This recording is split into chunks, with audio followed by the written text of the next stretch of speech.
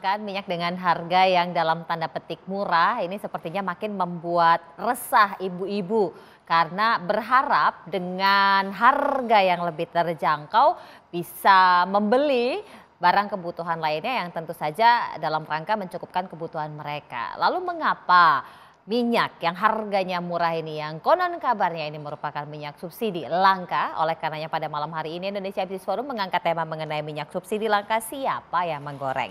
Saya sudah bersama dengan 3 orang narasumber di studio. Saya perkenalkan satu persatu. Yang pertama ada PLT Dirjen Perdagangan Dalam Negeri Kementerian Perdagangan, Bapak Kasan. Pak Kasan boleh disapa dengan menggunakan mic, pemirsa di rumah. Pak Kasan. Ya. Sudah nyala Pak itu. Apa kabar Pak Kasan, sehat Pak Dirjen? Alhamdulillah, selamat malam Mbak. Ini nanti kita akan tanya mengapa bisa kemudian minyak kita itu kok susah dicari. Berikutnya ada ekonom senior Bang Faisal Basri. Bang Faisal, apa kabar? Selamat malam. Kabar baik, selamat malam pemirsa semua, Mbak Brigita. Dan ada Ketua Umum Ikatan Pedagang Pasar Indonesia Bang Abdullah Mansuri. Bang Abdullah, apa kabar? Selamat malam. Selamat malam, Assalamualaikum Mbak Brigita. Baik. Jadi langsung kita tanya dulu deh ke pedagangnya. Susah emang nggak ada di pasar? Susah. Jadi sebenarnya gini Mbak Brigita, kalau boleh saya jelaskan ya, dari pasca Natal dan Tahun Baru di awal-awal Januari itu teman-teman pedagang di hampir beberapa provinsi tanya ke kami, sesungguhnya benar tidak minyak kita itu naik? Bermula dari situ. Kenapa emang? Kami terima dari distributor 14.000. Loh, kan HET-nya 14.000, kalian jual berapa? Jual 15.000. Nah, di pertengahan Januari ya, pertengahan sampai akhir Januari itu sudah mulai banyak, hampir semua provinsi minta kami untuk menghubungi Kementerian Perdagangan atau distributor atau produsen untuk bisa mendistribusikan langsung ke pasar-pasar. Kenapa? Karena memang mereka sudah tidak dapat lagi. Kalaupun dapat, off on. Kalaupun dapat lagi harus ada sistem bundling. Tapi dapat itu jatahnya ada kuota atau bisa membeli bebas? Kadang tidak ada sama sekali dalam 1 minggu itu. Kadang ada tapi jumlahnya kecil. Sistem dropping? Iya, ada kadang-kadang dengan sistem bundling. Oh. Jadi dikasih Tropika 20 dus, minyak kita 10 dus. Sehingga kami langsung melakukan komunikasi dengan semua pihak. Waktu itu Kementerian Perdagangan masih meyakini bahwa barangnya masih ada. Tapi kalau lihat hampir semua provinsi menghubungi kami rasa memang ada masalah.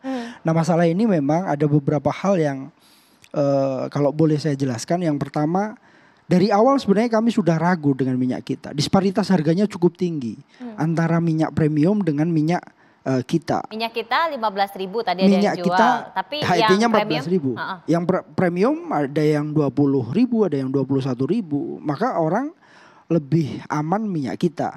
Nah, karena disparitas yang cukup tinggi harganya, sedangkan aturan Permendaknya itu curah atau minyak kita, tidak ada aturan yang khusus tentang minyak kita. Jadi bisa curah, bisa minyak kita.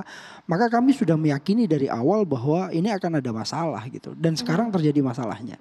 Produsen lebih berpikirnya DMO ku sudah penuh, ngapain aku keluarin lagi, toh antri juga untuk ekspor. Lebih baik aku penuh ekspor dulu daripada ini, kan juga gak sehat kalau menurut kami. Maka harus ada pengawasan, harus ada aturan mungkin ya. Ini kan Kemendak, sorry Pak Dirjen, Kemendak seakan-akan aturannya berubah-berubah. Tidak ada ketetapan yang fix tentang minyak kita. Ada juga aturan tentang biodiesel, sehingga memang ini keniscayaan untuk jadi masalah. Pernah ditanya nggak sama ibu-ibu yang kemudian belanja, kok nggak ada minyak kitanya? Oh iya, kami jadi tempat disimpan di mana, nggak ditanya gitu? Iya, bahkan banyak orang menyatakan bahwa jangan-jangan ini pedagang yang simpen. Kan kita aja susah nyarinya, gimana kita mau nyimpen di mana? Sebenarnya gampang, kita telusurinya gampang. Dan itu semuanya bisa cek distribusinya di mana, di pasar mana, kapan didistribusikan, sangat mudah sebenarnya. Dan itu memang dari D1, D2 itu sudah tidak sampai ke kami. Sehingga mereka memprotes ke kami, meminta untuk menghubungkan dengan Kementerian Perdagangan sehingga produsen itu bisa langsung ke kami gitu, ke pedagang pasar, sehingga kita bisa distribusikan ke pasar-pasar. Bang Faisal dulu deh, Bang. Ini kan banyak orang yang berharap ya dengan harga yang bedanya 6.000 itu kan lumayan bisa buat beli tahu, tempe paling tidak ataupun cabai walaupun hanya segenggam gitu ya. Bang Faisal melihat kondisi ini. Yep, ekonom tersohor ya, namanya Milton Friedman, pemenang hadiah Nobel tahun 76 bilang, ekonom itu nggak banyak tahu. Tapi dari yang tidak banyak itu, ekonom itu tahu sekali cara menciptakan kelangkaan. Nah itu. Bagaimana caranya? Adalah pemerintah menetapkan harga lebih murah dari ongkos. Ya. Menetapkan harga lebih murah dari ongkos, niscaya langka. Niscaya ada antrian, niscaya ada spekulasi, niscaya ada penimbunan, dan niscaya-niscaya lainnya. Nah jadi yang terjadi sekarang, saya ingin koreksi dari judul tema malam ini, minyak goreng subsidi. Tidak ada subsidi sama sekali.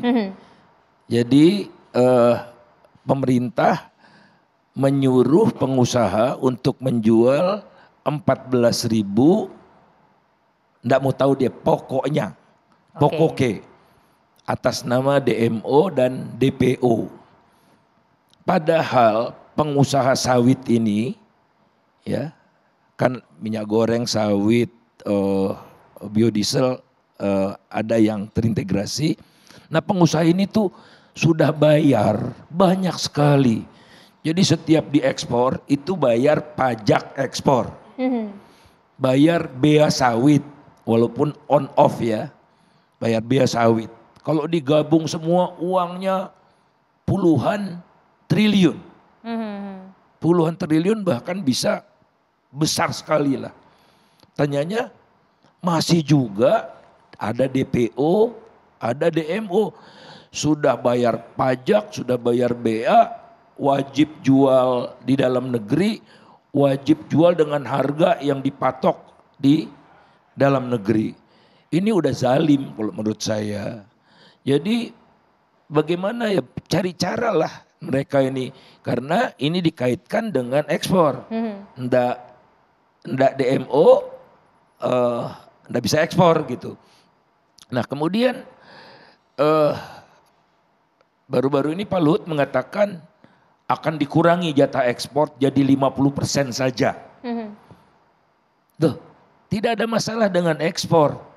Harga tinggi di dunia ini itu tidak membuat pengusaha CPO berbondong-bondong mengekspor. Tidak. Faktanya ekspor turun. Karena apa?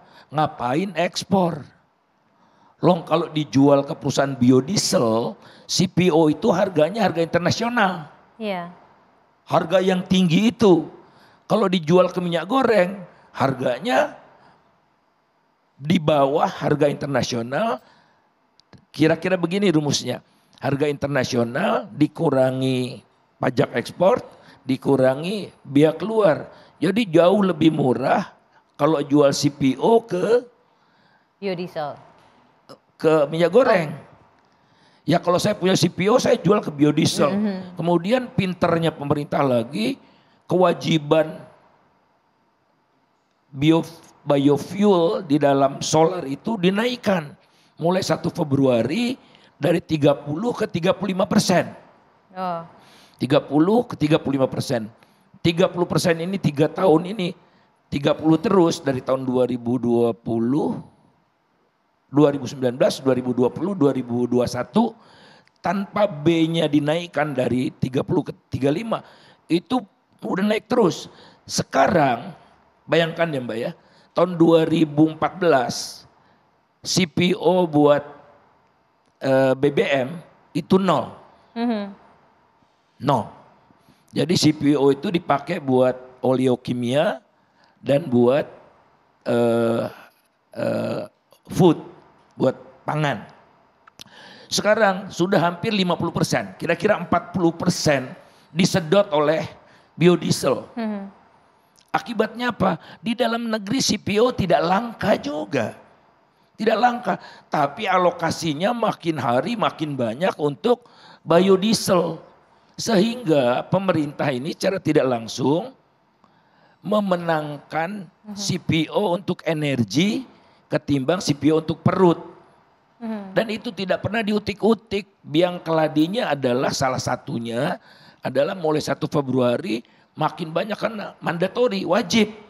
Wajib dicampur itu si solar itu dengan 35% FAME ini. Jadi minyak goreng dapat sisa-sisanya kan dengan harga yang murah gitu.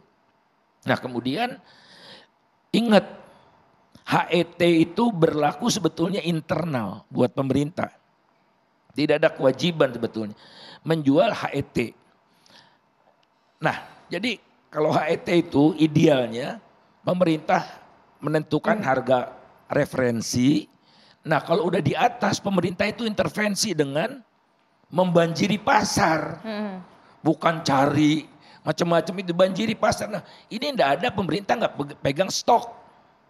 Enggak pegang stok seperti Bulog memegang stok beras. Iya. Kalau harga tinggi dia turun, nggak ditangkap yang jual harga tinggi, nanti penjara makin banyak isinya. Hotel-hotel harus dikonvert jadi penjara itu. Jadi ini semua salah urus. Ya salah urus, kacau balau, akibatnya apa? Rentetannya merajalela dan masalah yang sebelumnya terjadi ini sebetulnya belum diselesaikan secara tuntas. Maka muncullah macam-macam, ya ada pengusaha yang bilang gini, ngapain saya jual minyak goreng, ekspor saya belum keluar nih jatahnya, macam-macam gitu. Karena terlalu banyak izin, jadi rezim izin yang menyebabkan pasar itu tidak fleksibel. Bukan saya pemuja pasar, tidak. Pemerintah punya segala instrumen. Mau harga CPO lebih murah lagi, kenakan pajak ekspor 50% sekalian. Niscaya harga di dalam negeri itu cuma 50% dari harga internasional. Jadi instrumennya sudah 2 ini udah cukup sebetulnya untuk stabilisasi pasar. Inilah yang oleh karena itu tolonglah diselesaikan. Kementerian Perdagangan ini jadi korban kenapa? Dia ngurus di hilirnya. Iya. Padahal masalahnya di hulu sana yang gak ada urusannya sama Kementerian Perdagangan. Dan saya dialog dengan orang SDM kemarin, dia nggak ngerti bahwa ada 2 harga untuk CPO ini. Nggak ada Pak, biasa aja. Masya Allah, tidak ada pemahaman sedikit pun tentang pasar ini. Inilah yang harus diselesaikan. Ini gampang, insya Allah gampang. Nah kalau pemerintah mau jual sekalian turunkan jadi 10.000. Biar rakyat senang, 10.000. Nggak apa-apa. Uangnya tapi jual 10.000, ongkosnya 15.000, 5.000-nya itu bentuknya subsidi. Jadi semua merasa pasti. Oke, saya jual 10.000 dapat uang subsidi seperti Pertamina, dapat dana kompensasi dan subsidi BBM. Kok negara itu memanjai BUMN tapi pengusaha supaya jadi lembaga sosial? Mana ada pengusaha lembaga sosial? Itu kira-kira gambaran umumnya. Ya, ini repot karena instrumennya sebenarnya sudah ada dan yang kerepotan justru Kementerian Perdagangan. Nah, bagaimana kemudian strateginya agar paling tidak di hilir ini masyarakat bisa tenang karena yang berhadapan langsung adalah Kementerian Perdagangan. Sesaat lagi tetaplah bersama kami.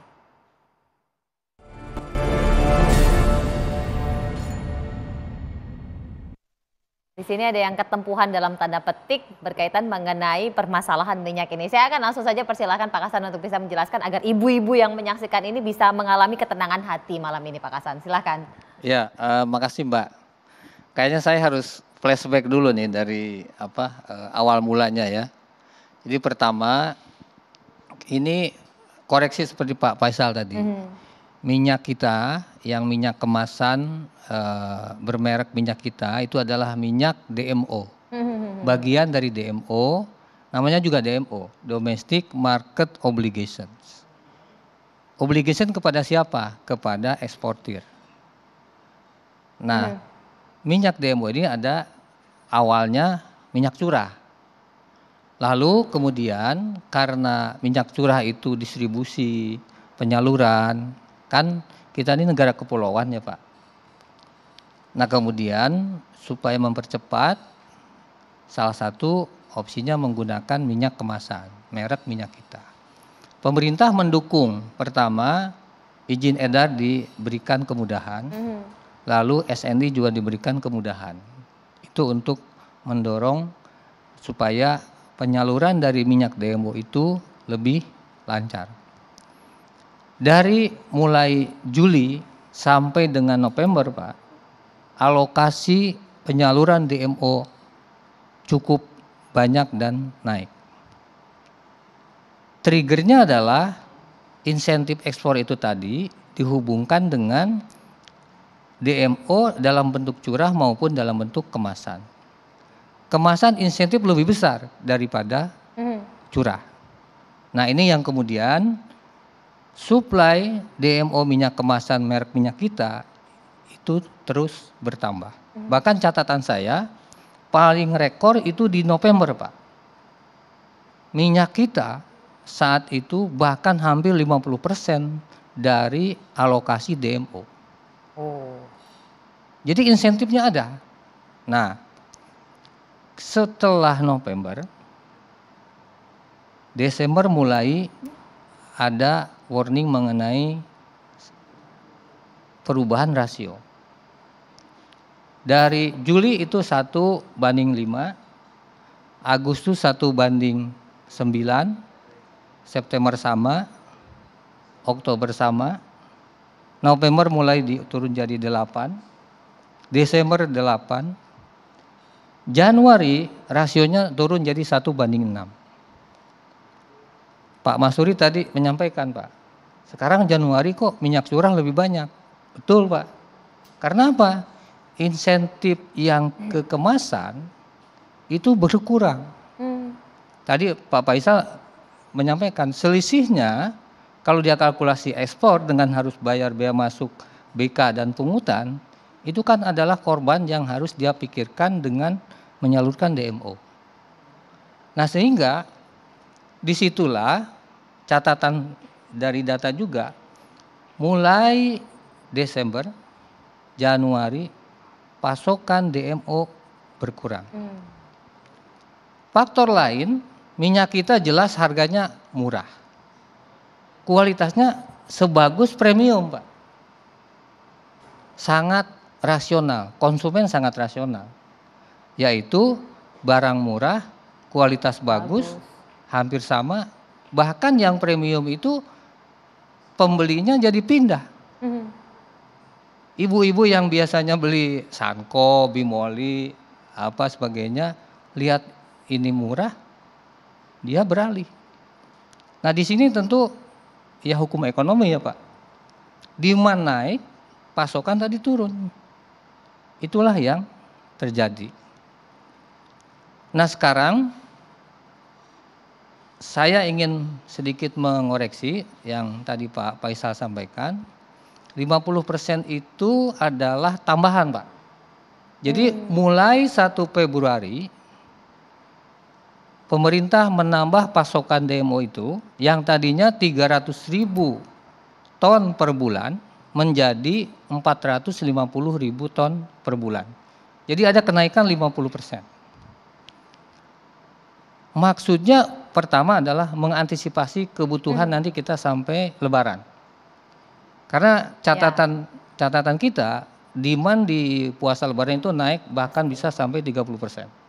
10-30%. Kalau Mbak Manohara puasa kan banyak orang jual pedagang, takjil tuh. Ya, benar. Banyak gorengan semua tuh isinya. Jadi kan peningkatan gitu. signifikan. Jadi ada peningkatan signifikan. Nah, jadi pertama adalah kenaikan pasokan DMO sebesar 50% menjadi 450.000 ton per bulan dari Februari sampai dengan April. Yang kedua, insentif kemasan kita berikan lagi seperti halnya di bulan Juli, Agustus, September, Oktober. Jadi kami dengan Pak Firman lihat bahwa gap antara insentif curah dengan kemasan ini harus dijaga, Pak. Supaya teman-teman eksportir ini tertarik untuk tetap menyalurkan DMO, insentifnya dia bisa ekspor dan tetap untung. Ini yang coba kemudian diputuskan. Jadi kemarin tanggal 6 di tanggal 6 diputuskan di dalam rapat yang kemudian tadi tambahan pasokan, kemudian insentif, kemudian yang tadi saya sampaikan pasokan DMO mulai Juli sampai November puncaknya itu kan akumulasi. Dalam bentuk apa? DMO yang sudah dia salurkan menjadi hak ekspor. Hak ekspor ini belum tentu dikonversi menjadi persetujuan ekspor. Setelah persetujuan ekspor baru real jadi ekspor. Nah ini juga yang kondisinya dihadapi, kita menamakannya itu hak ekspor. Dalam hal ini jadi eksportir sudah punya hak ekspor, lalu pasar ekspornya turun. Catatan kita ekspor mulai Desember itu turun. Iya. Desember turun, nanti pengumuman Januari minggu depan turun rasanya akan turun juga. Nah jadi pasar ekspornya turun, DMO sudah banyak, dalam bentuk hak ekspor. Nah tentu ini kan pasti akan membuat mereka ogah juga menyalurkan DMO lagi. Itulah yang dihadapi kondisi di pasar minyak kita tidak ada atau ada pun harganya sudah dinaikkan. Nah, oleh karena itu ada yang kebijakan berikutnya. Hak ekspor ini yang catatan kita kemarin sampai sebelum 1 Februari itu Pak sekitar 5,9 juta ton. Ya. Ini cukup untuk 3 bulan ekspor.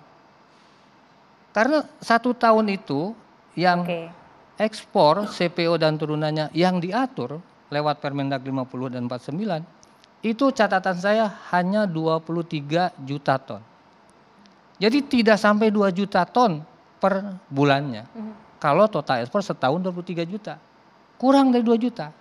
Lah kalau punya tabungan ekspor 6 juta, hampir 6 juta, artinya ini kan cukup untuk sampai 3 bulan Pak. Nah oleh karena itu hak ekspor ini kita istilahnya depositkan, deposito, tidak boleh cair, gitu kan? Nah jadi Mbak Manohara kalau punya duit di deposito tidak boleh cair. Berapa lama? 3 bulan sampai dengan setelah Lebaran. Supaya apa? Hak ekspor ini tidak digunakan, otomatis dia akan berpikir kalau nanti ekspor ini mulai berjalan lagi, dia kan harus masuk DMO lagi. Nah jadi itu kerannya untuk memastikan bahwa ekspor tetap berjalan, minyak DMO bisa disalurkan, tapi kita juga memikirkan juga ke hulunya juga harga TBS. Nah, jadi kalau tadi Pak Faisal menghubungkan dengan B35,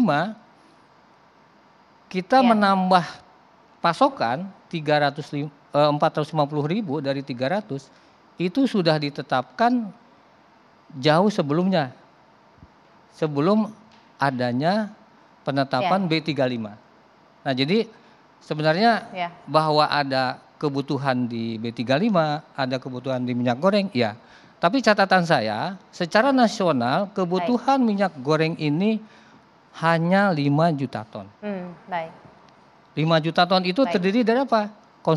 Minyak rumah tangga 44%, minyak yang premium 22%, sisanya industri dan minyak sederhana.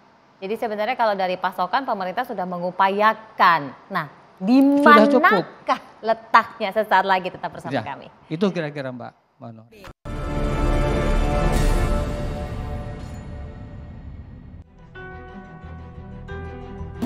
Mulai kapan Bu sulit didapat Bu? 1 bulan ya. 1 bulan. Harganya tetap 14.000. Enggak, mahal. Naik. 16,5 Jualnya 16,5. Kalau tulisannya berapa Bu di 14 dicorek. Oh, gitu. Kadang dijual 17, kadang dijual 16. Kalau sekarang? Alam karena ini susah sekali didapat Pak. Itu ada didapat di toko 1 KTP 2 bal. Kurang stoknya ya? Iya, sekarang bahkan sudah tidak ada. Jual minyak kita enggak Bu sini Bu? Sekarang belum. Enggak. Kosong. Oh kosong. Mulai kapan Bu? Setengah bulanan. sekitar 14 kita jual. Terus kan pulaknya lebih dari 14. Sekarang Masih dijual nggak Pak di sini? Udah nggak ada. Oh, stoknya habis atau memang Stoknya habis, barangnya kosong. Sejak Iya. kapan nih Pak stoknya habis? Sejak sebulan yang lalu sih. Ini saya langsung tanya ke Bang Faisal, tadi sudah mendengarkan penjelasan dari Pak Dirjen, Bang Faisal, bahwa sebenarnya kuotanya ini ada, barangnya ini ada, tapi di pasar kok masih susah carinya tadi. Kalau dari tanggapan Bang Faisal dengan penjelasan yang disampaikan, mungkin pakai mic-nya Bang Faisal. Harusnya kan sederhana.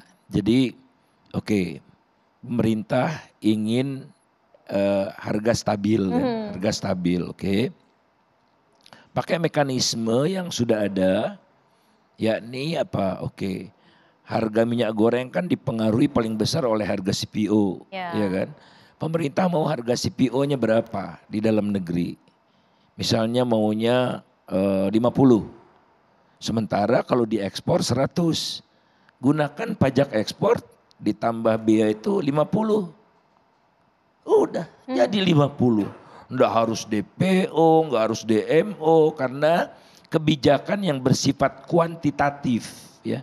Ini kan larang, kuota, segala macam itu niscaya akan banyak menghadapi ruangan gelap dan banyak setannya. Ya. Jadi jangan bikin kebijakan yang menyebabkan ruangan itu gelap karena setan paling suka bertengger di tempat yang gelap. Jadi semua pakai mekanisme itu aja. Nggak ada masalah itu.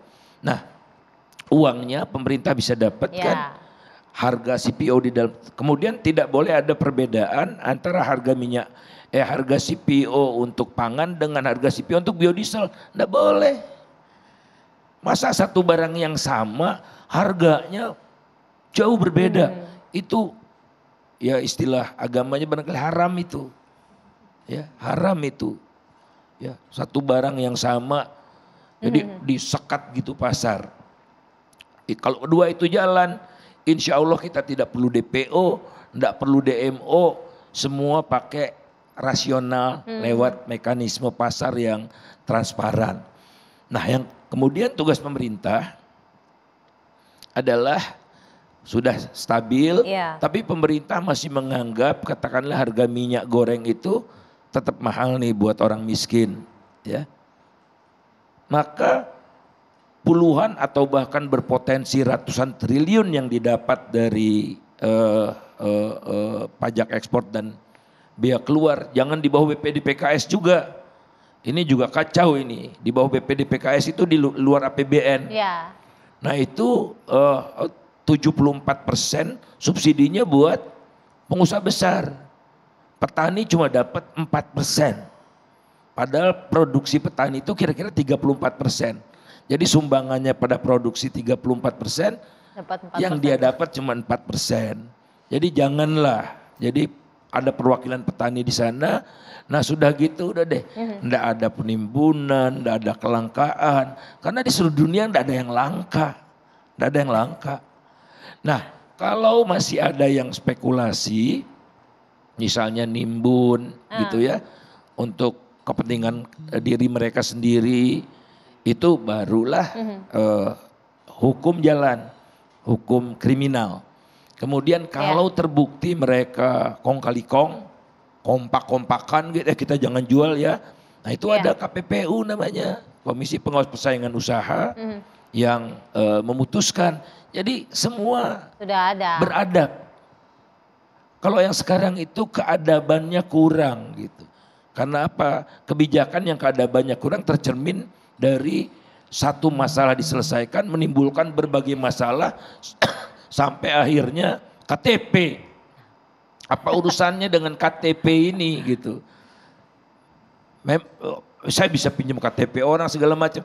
Jadi absurd gitu buat pedagang itu ngerepotin, ngecek KTP lagi kayak ke bandara kita check in gitu kan. Ini urusan minyak goreng gitu. Jadi mbok ya ngelola negara ini yang mutu dikit lah gitu.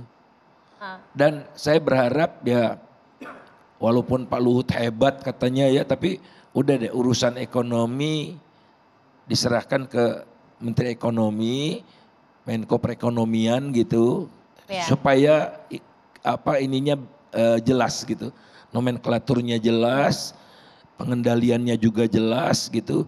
Karena kalau sehebat-hebatnya seperti Superman pun kalau tugasnya kebanyakan ya akan menimbulkan celah-celah yang berbahaya ya.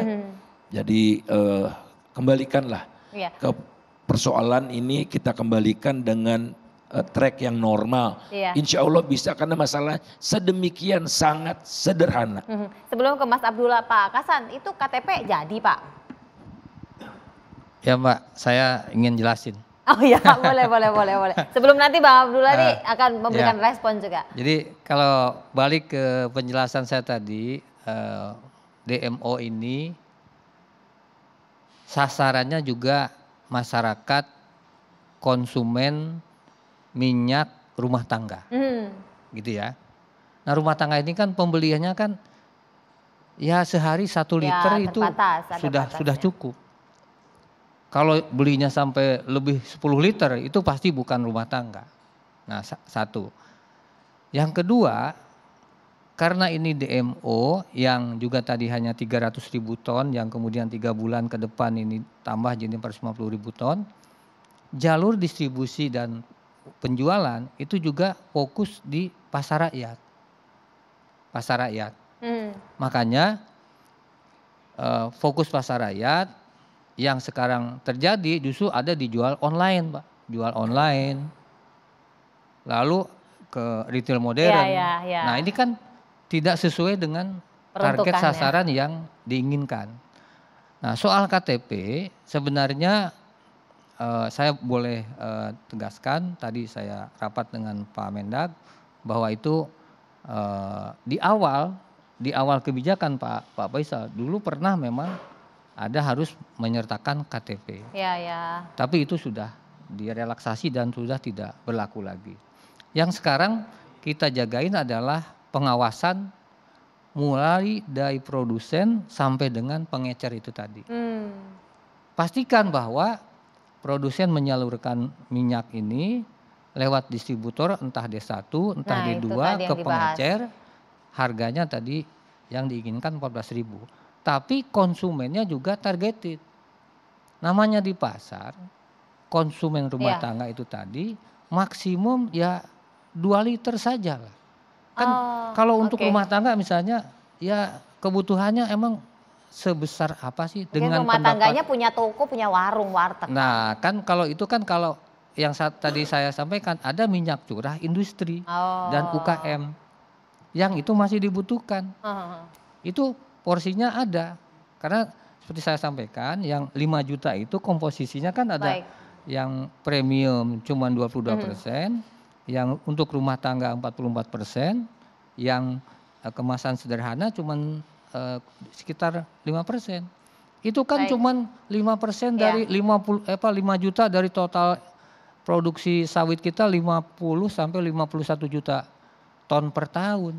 Jadi masih cukup gitu, sebenarnya lebih kalau dari hasil cukup. produksinya. Nah, mengapa ini pengecer pedagang pasar ini masih kesulitan? Apakah yang gelap-gelap tadi ini juga melakukan tindakan kurang beradab dalam tanda petik? Sesaat lagi tetap bersama kami.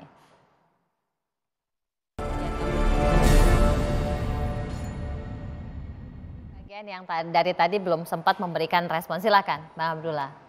Iya, Mbak Brigita, Pak Kasan dan Bang Faisal. Kita ini memang terlalu banyak aturan yang membuat tidak hanya pusing produsen tetapi pedagang juga pusing. Nah, fokus kami, saya duduk di sini mewakili pedagang, fokus kami adalah bagaimana minyak itu ada di pasar. Minyak kita ya, jangan sampai begini. Kita sudah dipaksa untuk merubah kebiasaan dari minyak curah menuju ke minyak kita. Kita sudah jatuh cinta dengan minyak kita, sudah terbiasa dengan minyak kita, dan sekarang minyak kita mau pergi begitu saja. Karena banyaknya aturan yang sesungguhnya merugikan produsen dalam tanda kutip. Kepentingan kami adalah minyak kita ada di pasar, bagaimanapun caranya, bagaimanapun kebijakan yang harus dibangun, tanpa ruwet KTP lah, harus dibatasi tapi sempat kan ya, lah. ngalamin KTP sebenarnya itu. kami ngikuti waktu itu karena kondisinya memang kami butuh minyak. Kami dikejar sama mbok-mbok, ibu-ibu untuk ada minyak. Jadi mau nggak mau kita harus ikuti. Walaupun memang Ada 2 catatan penting sebenarnya yang perlu kami sampaikan. Pertama, persoalan kebijakan yang sama, harganya sama, statusnya sama antara minyak kita dengan minyak curah. Nah kalau statusnya sama, harganya sama, orang pasti akan meninggalkan minyak curah. Nah sekarang minyak kita tidak ada, dipaksanya kita untuk kembali ke minyak curah. Karena barang yang ada di pasar saat ini minyak curah, walaupun kecil ya, dan harganya terus naik. Ya ini persoalan-persoalan yang harus dihadapi. Nah Pak Kasan, yang kedua, ada sistem bundling. Kami juga curiga bahwa antara produk premium dengan minyak kita, itu mereka takut tersaing. Katakanlah beli beli apalah katakanlah yang premium 1, 2 harus baru bisa dikasih minyak kita 1. Ini kan nggak adil. Artinya memang produsen itu juga akan berpikir produk utamanya tergiles dengan minyak kita jika tidak pakai banding. Kita ribet sekali Pak Kasan, harus beli dulu minyak apa. Masyarakat butuh kepastian, masyarakat butuh keberadaan minyak kita. Maka saya akan terus teriak ke Pak Kasan, akan terus teriak ke Pak Jokowi agar minyak kita tetap ada di pasar. Nah, jadi tetap ada kan Pak Kasan, ini kita masih punya 2 menit, tetap ada kan Pak, supaya ibu-ibu ini tenang Pak. Iya. Jangan nanti kita kembali ke rasa yang dulu pernah ada Pak. Iya, seperti saya sampaikan, 1 tambahan pasokan DMO-nya dinaikin 50%, 3 bulan ke depan sampai Lebaran. Yang kedua, insentif untuk kemasan minyak kita itu juga dinaikkan. Jadi kalau minyak kita sebagai DMO, maka dia akan dapat insentif 10,5. Kalau dia minyak curah, dia hanya dapat 6. Itu yang akan mendorong teman-teman produsen yang eksportir minyak ini akan dia DMO-nya dalam bentuk minyak kita seperti yang sudah menjadi favorit masyarakat. Gitu. Jadi sabar. Pak Mansuri, kita berusaha ke arah sana, dan yang jelas dengan beberapa kebijakan yang sudah dikeluarkan itu tadi, ya kita ingin bahwa pelan-pelan, bukan melalui satu peraturan tertulis ya, tapi kita mengarahkan seperti yang Pak Mansuri inginkan, higienis, yang dikemas itu, dan juga harga cukup bisa dijangkau oleh masyarakat yang menjadi target. Jadi, tapi kalau semuanya ingin harga itu, kan yang premium banyak. Jadi mohon yang dimaksud agak pasokannya berkurang itu kan merek minyak kita. Kalau yang premium mah banyak. Mau beli yang merek apa aja banyak di retail modern, di pasar juga sama. Iya, tapi pedagang gorengan nggak mungkin beli minyak premium kan Pak Kasan? Pasti tetap cari minyak kita. Pedagang gorengan itu lebih suka yang minyak curah Pak. Karena daripada yang minyak kita. Baik. Itu Mbak. Ini kita sama-sama menantikan kehadiran minyak kita, kira-kira begitu ya pedagang dan juga ibu-ibu di rumah yang menyaksikan pada malam hari ini, berharap tadi yang Pak Kasan janjikan dan sampaikan bahwa ada penambahan kuota itu tentunya bisa dinikmati oleh seluruh masyarakat Indonesia, bukan nanti yang dikhawatirkan oleh Bang Faisal ada di ruang gelap yang kemudian membuat ada niat yang justru malah merugikan para konsumen dari pedagang. Terima kasih Pak PLT Dirjen sudah berkenan hadir, Bang Faisal dan juga Mas Abdullah. Mudah-mudahan saja ibu-ibu bisa tenang, paling tidak minyak kita akan kembali membanjiri pasar. Saya Brigita Manuar pamit, selamat malam, sampai jumpa.